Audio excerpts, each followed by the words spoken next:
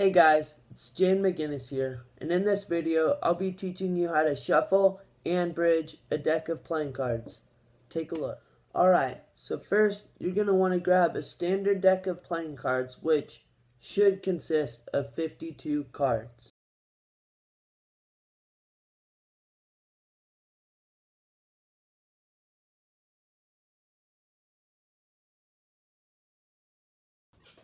Alright, now for shuffling.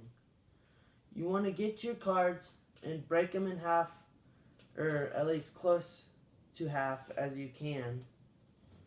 And if you're just starting, you might want to not use the whole deck. Just try maybe with half or a little less. But I will warn you, if you do that, it will be a lot harder to bridge. This is just good for beginning shuffling. So then you want to put these two fingers, your middle and your ring finger, both at the bottom of the card, then your thumbs at the top. Then put your pointer finger at the back and push. Then you should just push down and the force will make it shuffle. And just try it a couple times. See if you can get the hang of it. And then I will show you how to bridge. Next is bridging.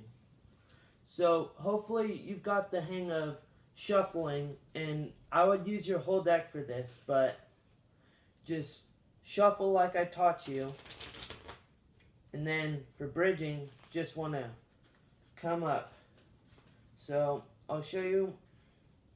Set it up like you're going to shuffle. Okay. Push down. And then you're going to want to grab the insides and then release. This is a lot harder to get control of, and it might take you some time, but just keep practicing this technique. So push down, got your shuffle right, then pull up and release. It will be choppy at the very beginning, and it takes a long time to get it smooth, but with some practice, you should be able to get it pretty good, and it'll look nice. Anyways, guys, thanks for watching. I hope it was useful. Make sure to like and subscribe to my channel. And, as always, see you next time.